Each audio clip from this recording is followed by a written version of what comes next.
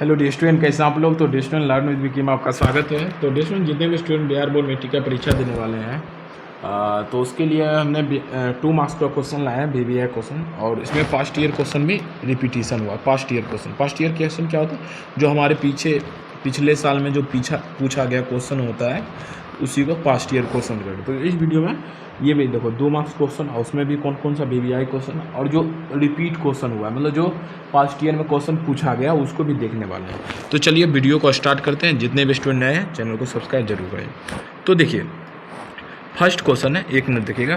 First question है प्रावर्तन के नियम लिखिए। प्रावर्तन के नियम क्या होता है? प्रावर्तन के कितने नियम है? 2 नियम है।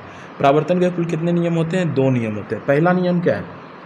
प्रावर्तन का पहला नियम क्या है? आपतन कोण का मान प्रावर्तन कोण के बराबर होता है। आपतन कोण किसके कहते हैं? आपतित किरण, जो किरण आ रही है, ठीक, जो किरण मिरर पे पड़ रही है, जो किरण दर्पण पे पड़ रहा है, उसको क्या बोलेंगे? आपतित किरण। तो आपतन कोण किससे कहता है? आपतित किरण और अभिलंब के बीच के बने के कोण को, ये क्या हुआ? अभिलंब हुआ। इसके बीच के जो कोण बनता है इसको क्या बोलते हैं? आपतन कोण बोलते हैं। और दर्पण से परावर्तन के बाद की किरण को क्या बोलते हैं? परावर्तन किरण बोलते हैं। परावर्तन किरण और अभिलंब के बीच के बने को कोण को क्या कहते हैं? परावर्तन कोण। और परावर्तन के नियम से, एक मिनट डियर स्टूडेंट, और परावर्तन के नियम से क्या होता है? ये दोनों कोण आपतन कोण बराबर होता है परावर्तन कोण। क्या होता है? आपतन कोण का मान परावर्तन कोण के बराबर होता है। तो यहाँ पे देखिए क्या है, यहाँ पे देखिए आपतन कोण, आपतित किरण, अभिलंब और परावर्तित किरण तीनों एक ही समतल में होते हैं। मतलब पहला नियम क्या है? आपतित किरण, अभिलंब और परावर्तित किरण तीनों एक ही समतल में होते हैं, मतलब कि एक ही सतह पे लाई करते हैं। देखो ये हो गया आपतित किरण, हो गया परावर्तित किरण, हो गया और ये हो गया। ये तीनों क्या हुए? ये तीनों क्या है? एक ही सतह पे लाई कर रहा है, एक ही सतह में प्रेजेंट है, एक ही सतह में उपस्थित है। तो पहला नियम ये हो गया। और दूसरा नियम क्या है डियर स्टूडेंट? दूसरा नियम देखो क्या है? आपतन कोण। आपतन कोण किसको कहता है? आपतित किरण और अभिलंब के बीच के बने को कौन कहते हैं?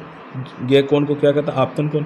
और परावर्तन कोण किसे कहता है? अभिलंब और परावर्तित किरण के बीच बने कोण को परावर्तन कोण करते हैं। तो ये बोला है परावर्तन के नियम। इसमें क्या होता है कि आपतन कोण क्या होता है? आपतन कोण का मान हमेशा परावर्तन कोण के क्या होता है? बराबर होता है।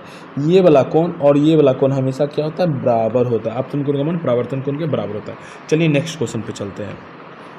तो नेक्स्ट क्वेश्चन पे देखो क्या है। नेक्स्ट क्वेश्चन है परावर्तन क्या है? परावर्तन क्या होता है? देखो परावर्तन क्या है, ठीक, जब प्रकाश किसी पॉलिश की हुई सतह से टकराकर वापस लौटता है तो इसे क्या कहते हैं? परावर्तन करते हैं। देखो ये जो सतह, ये जो दर्पण है, इसके सतह पर नीचे में पॉलिश किया होता है। तो जो लाइट जब इस पर पड़ता है तो अपने ही माध्यम में लौट जाता है। तो इसी को क्या कहते हैं? प्रकाश का परावर्तन कहते हैं। अगर जो पॉलिश किया हुआ नहीं रहेगा तो क्या, अगर जो पॉलिश किया हुआ नहीं रहेगा तो क्या होगा? लाइट इससे आर पार हो जाएगा। तो ये कहाँ कहलाएगा? पारदर्शी पदार्थ कहलाएगा। ओके, तो इसमें क्या होता है कि लाइट आ रहा है और अपने मीडियम में बाउंस बैक कर जा रहा है, मतलब अपने मीडियम में लौट जा रहा है। तो इसको क्या बोलेंगे? परावर्तन करते हैं। तो देखो परावर्तन की एक बार फिर से डेफिनेशन देखो। जब प्रकाश किसी पॉलिश की हुई सतह से टकराकर वापस लौटता है तो इसे परावर्तन करते हैं। मतलब क्या? जब प्रकाश पॉलिश की हुई सतह पे टकराकर वापस लौटता है जिसे परावर्तन करते हैं, या दर्पण में स्पष्ट दिखाई पड़ता है। ओके, ये यहाँ देखो, यहाँ कोई दर्पण है, ये कोई दर्पण, और यहाँ से कोई लाइट आ रहा है, और यहाँ से कोई लाइट आ रहा है, और यहाँ पे पड़ने के बाद ये लाइट जा रहा है, ठीक, ये आपतन बिंदु कहलाता है। ये आपतन बिंदु पे पड़ रहा है और जो है लाइट जो है इस पे पड़ रहा है और फिर इसके बाद अपने ही माध्यम में लौट जा रहा है लाइट, इससे टकरा कर। इसे ये जो मिरर है इससे टकरा कर लाइट अपने ही माध्यम में लौट जा रहा है। तो इसको क्या बोलेंगे? परावर्तित किरण बोलेंगे। क्या बोलेंगे? परावर्तित किरण। क्या बोलेंगे? परावर्तित किरण। ओके, अब देखो नेक्स्ट क्वेश्चन देखते हैं। यहाँ पे देखो एक सुंदर कन्या है और अपना चेहरा जो है एक मिरर में देख रहा है। यह मिरर कैसा है? समतल दर्पण। कैसा है? समतल दर्पण। ओके, समतल दर्पण पूछ रहा है। समतल दर्पण में वस्तु का प्रतिबिंब कैसा बनता है? तो डियर स्टूडेंट, समतल दर्पण में वस्तु का प्रतिबिंब किसका बनता है? समान आकार का बनता है, समान दूरी पे बनता है, और क्या होता है कि दर्पण के आगे जितना दूर ऑब्जेक्ट रहेगा, ठीक उतना ही दूरी पे वस्तु का प्रतिबिंब बनेगा। ओके, तो यहाँ पे देखिए बोल रहा है, क्वेश्चन देखो क्या बोल रहा है कि समतल दर्पण में वस्तु का प्रतिबिंब कैसा बनता है। देखो क्या पूछ रहा है, समतल दर्पण में वस्तु का प्रतिबिंब कैसा बनता है। तो देखो समतल दर्पण में ऐसे ही लिखना है आपको एग्जाम में, समतल दर्पण में वस्तु का प्रतिबिंब आभासी, सीधा और वस्तु के समान आकार का बनता है। कैसा बनता है, समतल दर्पण में क्या था, वस्तु का जो प्रतिबिंब होता है आभासी बनता है, सदैव सीधा बनता है, वस्तु के समान के आकार का बनता है, और यह दर्पण के पीछे उतनी ही दूरी पे बनता है जितनी दूरी पे वस्तु सामने होती है। ठीक, जैसे तो ये कोई समतल दर्पण है। ठीक, यहाँ पे हम लोग x दूरी पर, x डिस्टेंस पे, मिरर के x डिस्टेंस पर कोई राम नाम के लड़का बैठा हुआ, तो इसका मिरर ठीक दर्पण से उतने ही दूरी पे बनेगा। ठीक, इतने ही दूरी पे बनेगा। तो यही बोलता है कि यह दर्पण, एक मिनट देखो, एक मिनट गाइस, ये बोल रहा है, ये क्या बोल रहा है फिर से देखते हैं। समतल दर्पण में वस्तु का प्रतिबिंब आभासी, सीधा और वस्तु के समान आकार पर बनता है। समझ गए नहीं? समतल दर्पण में क्यों वस्तु के आकार के बराबर प्रतिबिंब बना है, समान दूरी पे बना है, सीधा बना है, हमेशा सीधा बनता है। समझ, यह दर्पण के पीछे उतना ही दूरी पे बनता है जितने दूरी पे वस्तु सामने होती है। ये क्लियर हो गया। अब नेक्स्ट क्वेश्चन देखो, नेक्स्ट क्वेश्चन देखो क्या बोल रहा है, आपतन कोण और परावर्तन कोण में क्या संबंध है। देखो हम लोग क्या पढ़े थे, आपतन कोण और परावर्तन कोण में क्या संबंध है। परावर्तन के नियम में क्या पढ़े थे, आपतन कोण का मान परावर्तन कोण के बराबर होता है। आपतन कोण किसे कहते हैं, आपतित किरण और अविलंब के बीच के जो बने कोण को उसको क्या कहते हैं, आपतन कोण कहते हैं। इसको क्या से डिनोट करते हैं, आई से डिनोट करते हैं, कोण आई और कोण आर। आप परावर्तित किरण को किसे डिनोट करते हैं, R, reflection angle, reflection angle. तो कोण आई बराबर क्या होता है, कोण आर हो जाता है। ठीक, आपतित किरण का मान, आपतित किरण का मान परावर्तित किरण के, आपतन कोण का मान परावर्तन कोण के बराबर हो जाता है। आपतन कोण और परावर्तन कोण में यही रिलेशन है। आपतन कोण का मान कोण आई बराबर कोण आर हो जाता है। ओके, ये हो गया। यहाँ पर लिख दीजिएगा आप, जैसे एग्जाम में पूछेगा आपतन कोण, सॉरी, जैसे आपसे एग्जाम में पूछेगा आपतन कोण और परावर्तन कोण में क्या संबंध है, तो क्या बोलिएगा, परावर्तन के नियम के अनुसार आपतन कोण और परावर्तन कोण हमेशा बराबर होते हैं, अर्थात कोण आई बराबर कोण आर। और ये जो है आप फिगर बना दीजिएगा तो आपको 2 मार्क्स एक्यूरेटली दे देगा। कोई इस तरह की वीडियो पाने के लिए आप चैनल को जरूर सब्सक्राइब करें। अब नेक्स्ट क्वेश्चन पे चलते हैं, दर्पण का उपयोग कहाँ होता है। देखो दर्पण का उपयोग कहाँ करते हैं हम लोग, आप ही सोचिए, आप अपने दैनिक जीवन में दर्पण का उपयोग कहाँ करते हैं। जैसे हम लोग जब अपना शकल देखना होगा, सुंदरता को देखना होता है, क्या समतल दर्पण का योग करते हैं। और जैसे हम लोग को डेंटिस्ट होता है, डेंटिस्ट मतलब जो दांत का जो डॉक्टर होता है, अवतल दर्पण का उपयोग करता है। ठीक, अवतल दर्पण का उपयोग करता है दांत को चेक करने में, किस तरह का बीमारी है दांत में, इसमें अवतल दर्पण का उपयोग किया जाता है। ओके, और हम लोग जो दाढ़ी बनाते हैं, हजामत करते हैं, उसमें भी किसका उपयोग किया जाता है, अवतल दर्पण का उपयोग किया जाता है। और मिरर, और ये जो मिरर है, ये जो साइड मिरर, इसको क्या बोलते हैं, साइड मिरर। साइड मिरर, गाड़ी में जो उपयोग होता है साइड मिरर, ये किसका बना होता है, उत्तल दर्पण का बना होता है। किसका, उत्तल दर्पण का बना होता है। ये जो गाड़ी का हेडलाइट में जो एक मिनट, ये जो गाड़ी के हेडलाइट में जो दर्पण लगा हुआ रहता है, उसको क्या बोलते, वो कौन सा दर्पण होता है, अवतल दर्पण होता है। कौन सा दर्पण होता है, अवतल दर्पण।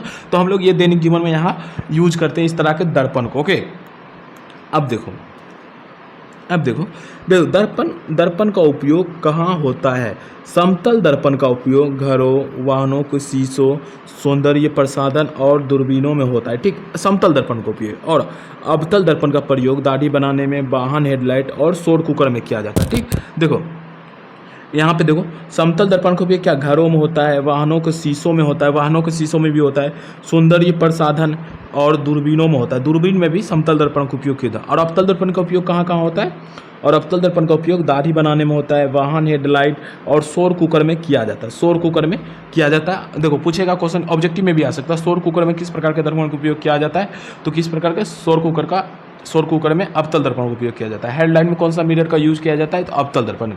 अब वही पूछ लेगा, इसमें देखो उत्तल दर्पण का उपयोग नहीं लिखा गया, तो साइड मिरर के रूप में आप इसमें इंक्लूड कर लीजिएगा। साइड मिरर के रूप में किसका उपयोग किया जाता है, तो उत्तल दर्पण का उपयोग किया जाता है। उत्तल दर्पण, ये कौन सा दर्पण हो गया मेरा, उत्तल दर्पण। ये क्या है, हेडलाइट है। गाड़ी में जो लाइट लगा होता है हेडलाइट, उसमें उसको प्रोटेक्ट करने के लिए जो शीशा लगाया है, उसको क्या बोलते हैं, अवतल दर्पण का होता है। कौन सा दर्पण का होता है, अवतल दर्पण का होता है। और ये अवतल दर्पण क्या करता है कि लाइट को फैला देता है, जब उससे लाइट निकलता है तो लाइट को क्या करता है, फैलाता है। ओके, इसको जो, ओके समझ गए। अब दर्पण का उपयोग कहाँ होता है, समतल दर्पण का उपयोग घर में होता है, समतल दर्पण का उपयोग घर में होता है, वाहनों में होता है, वाहन के शीशों में होता है, सौंदर्य प्रसाधन और दूरबीन में भी होता है। अवतल दर्पण का उपयोग दाढ़ी बनाने में होता है, वाहन हेडलाइट और सौर कुकर में किया जाता है। ओके, अब देखो नेक्स्ट क्वेश्चन चलते हैं।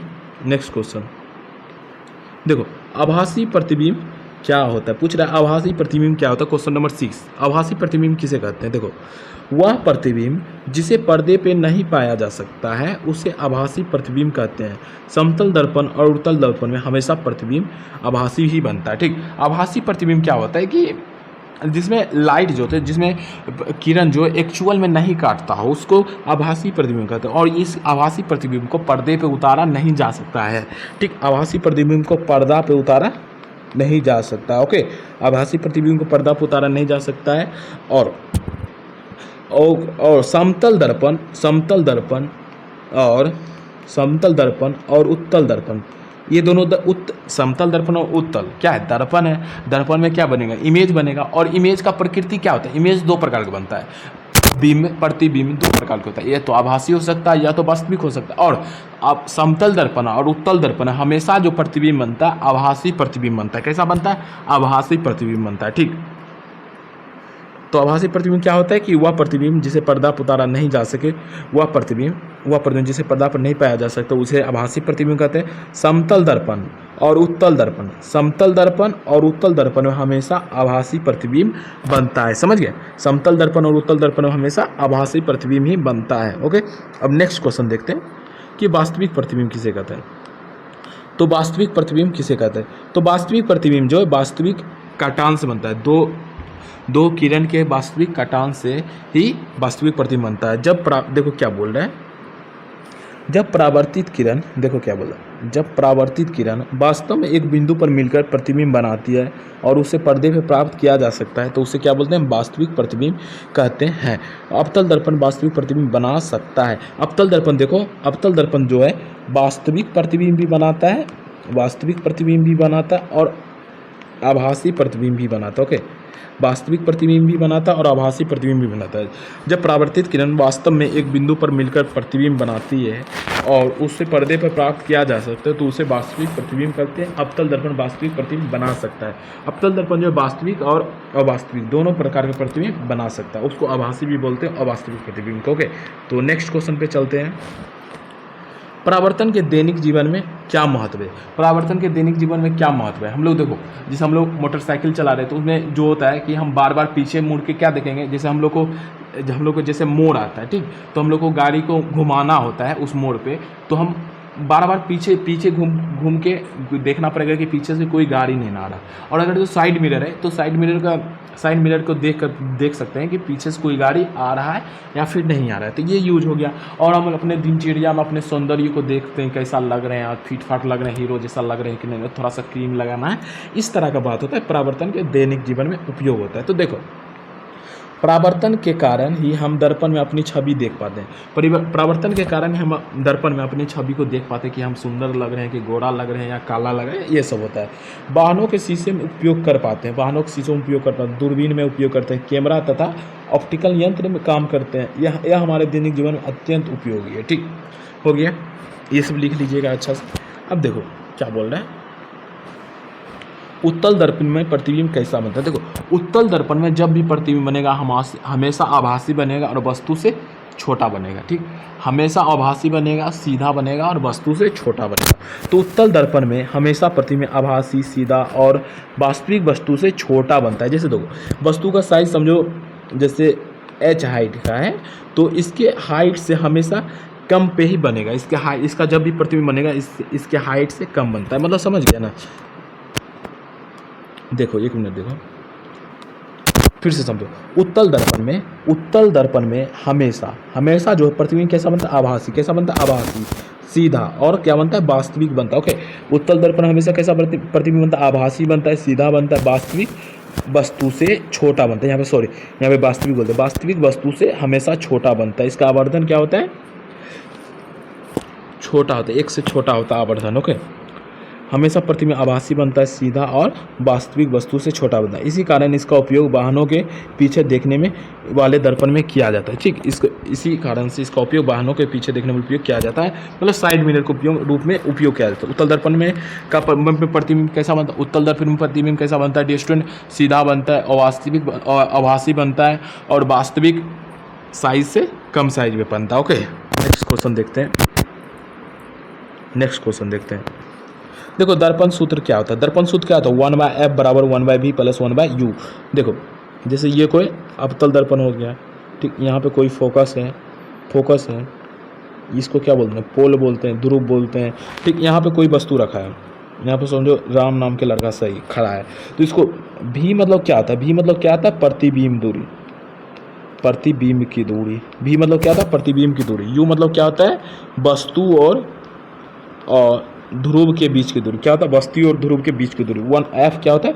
f क्या होता है? मेरा फोकस होता है। f क्या होता है? फोकस होता है। तो कोई भी गोलीय दर्पण है या फिर दर्पण के फोकस, देखो समझो दर्पण सूत्र क्या बतलाता है? दर्पण सूत्र एक संबंध बताता है, रिलेशनशिप बताता है। क्या बताता है? संबंध बताता है, रिलेशनशिप बताता है। किसके बीच बताता है? फोकस, प्रतिबिंब की दूरी और वस्तु के दूरी के बीच का संबंध बताता है। उसी को क्या बोलते हैं? दर्पण सूत्र। पहले बोलेगा दर्पण सूत्र क्या बताता है? यह एक सूत्र है जो कि ऐसे लिखना है, यह एक फॉर्मूला है, यह एक सूत्र है जो गोलीय दर्पण की फोकस, वस्तु की दूरी दर्पण से और प्रतिबिंब की दूरी के बीच का संबंध बताता है। ये हो गया। और उसके बाद ये फॉर्मूला लिख दीजिएगा 1/f बराबर 1/u प्लस 1/v। ओके, अब नेक्स्ट क्वेश्चन चलते हैं।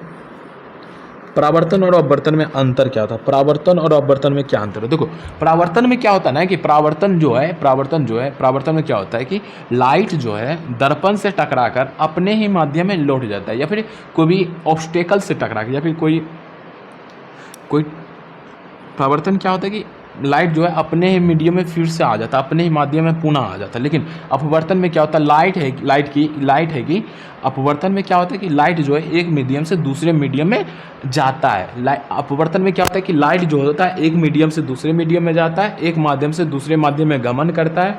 परावर्तन में क्या होता है कि लाइट अपने ही माध्यम में मुड़ जाता है किसी सतह से टकराने के बाद। देखो क्या है, क्या बोला? जब किसी सतह से टकराकर वापस लौटता है, जब प्रकाश किसी सतह से टकराकर वापस लौटता है तो इसे क्या कहते हैं? परावर्तन कहते हैं। ऐसे लिखना है आपको, जब प्रकाश किसी सतह से टकराकर अब वापस अपने ही माध्यम में लौट जाता है तो इसे क्या कहते हैं? परावर्तन कहते हैं। आप उसमें ऐड कर लीजिएगा, जब प्रकाश किसी सतह से टकराकर वापस अपने ही माध्यम में लौटता है तो इसे क्या कहते हैं? परावर्तन कहते हैं। और जब प्रकाश किसी माध्यम से दूसरे माध्यम में जाता है और मुड़ जाता है तो इसे क्या कहते हैं? अपवर्तन कहते हैं। जब प्रकाश किसी माध्यम से दूसरे माध्यम में जाता है और मुड़ जाता है, मुड़ने का कारण क्या है कि चाल जो होता है, प्रकाश का जो चाल होता है घट जाता है या फिर बढ़ जाता है, जिस कारण से प्रकाश जो होता है मुड़ जाता है। तो समझ गए? बेसिक अंतर ये है कि परावर्तन के बाद जो है प्रकाश की किरण सतह से टकराने के बाद अपने ही माध्यम में लौटता है, बट जब ये सतह से टकराता है अपवर्तन में तो प्रकाश जो है एक माध्यम से दूसरे माध्यम में चली जाती है। ठीक, अब देखो ये क्वेश्चन देखो क्या बोल रहा है। अवतल दर्पण में प्रतिबिंब के प्रकार लिखिए। अवतल दर्पण में प्रतिबिंब कैसा बनता है?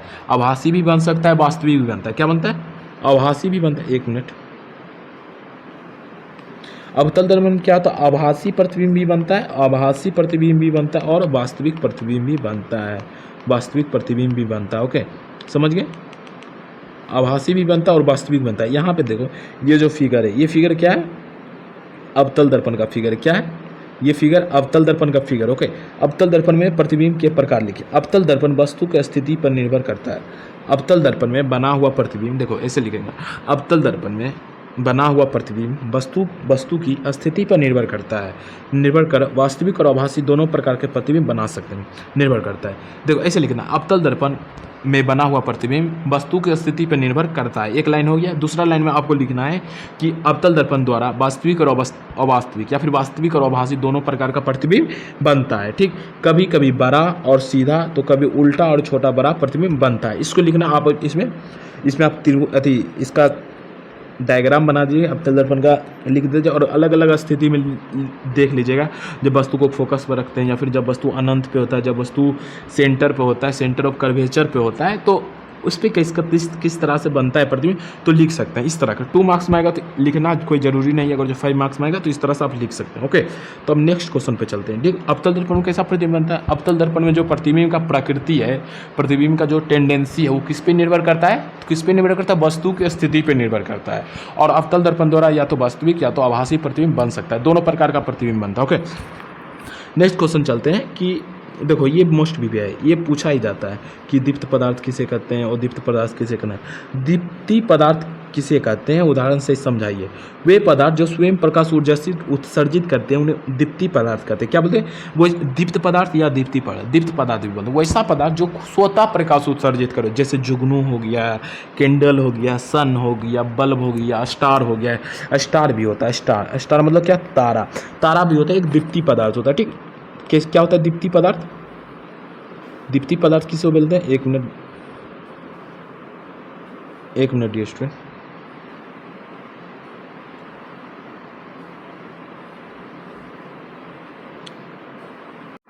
तो दीप्ति पदार्थ किसे कहते हैं डियर स्टूडेंट? स्वयं प्रकाश उत्सर्जित करते हैं उसे दीप्ति प्रकाश कहते हैं। ठीक, दीप्ति एक मिनट डियर स्टूडेंट, ये दूसरा स्लाइड खुल गया, एक मिनट। हाँ, ये देखिए दीप्ति पदार्थ किसे कहते हैं, उदाहरण के सही समझिए। वे पदार्थ जो स्वयं प्रकाश उत्सर्जित करते हैं उन्हें दीप्ति पदार्थ कहते हैं। किसे कहते हैं?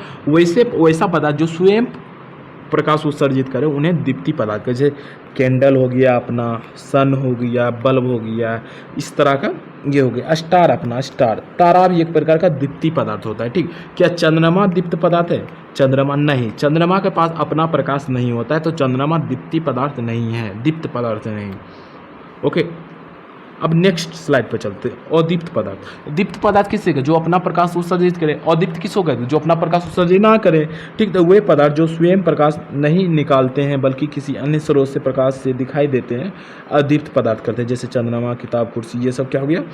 ये सब क्या हो गया? अदीप्त पदार्थ हो गया। अब दीप्ति एवं अदीप्ति पदार्थों में अंतर स्पष्ट कीजिए।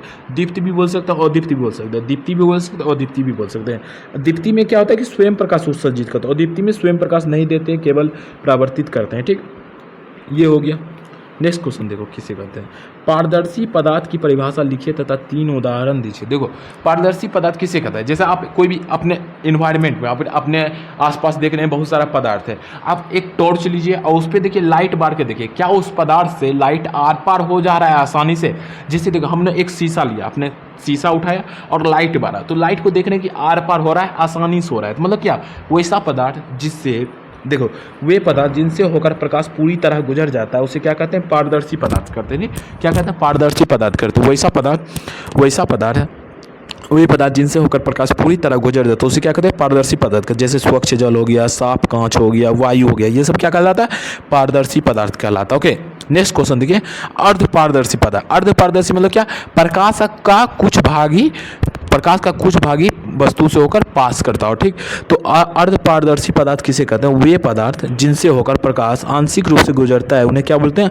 अर्ध पारदर्शी पदार्थ कहते हैं। क्या अपना वे पदार्थ जिनसे होकर प्रकाश आंशिक रूप से गुजरता है उन्हें अर्ध पारदर्शी पदार्थ कहते हैं। मतलब आप टॉर्च मारे लेकिन उससे प्रकाश का 100% तो गया, लाइट का किरण समझो 100 किरण गया, लेकिन उससे जो है 50 किरण ही पार कर पाया, 50 किरण ही पार कर पाया, 50 किरण बाउंस बैक हो गया सेम मीडियम में। ठीक, तो उसको क्या बोलेंगे? अर्ध पारदर्शी पदार्थ कहते हैं। ओके, जैसे धुंधला कांच हो गया, धुआं हो गया, दूध हो गया, या फिर घिसा हुआ कांच। जैसे आप कांच लिए, कांच को आप लगड़ दीजिए, जमीन पर लगड़ दे, उससे क्या होता है कि जैसे आप उसमें 100 किरण पर रहे तो उससे 100 किरण पास नहीं करेगा, कुछ ही किरण उससे पास करेगा, उसे अर्धपारदर्शी पदार्थ कहते हैं। आप देखो अपारदर्शी पदार्थ किसको कहते हैं? जैसे हम लोग ईंटा लीजिए और ईंटा पे आप टॉर्च पे, या फिर बुक है अपने पास, और बुक पे अगर जो टॉर्च मारते हैं तो क्या बुक से लाइट आर पार होती है? नहीं होती है। क्या होती है? बुक से लाइट आर पार नहीं होती है। तो इस प्रकार के पदार्थ को क्या बोलते हैं? अपारदर्शी पदार्थ बोलते हैं।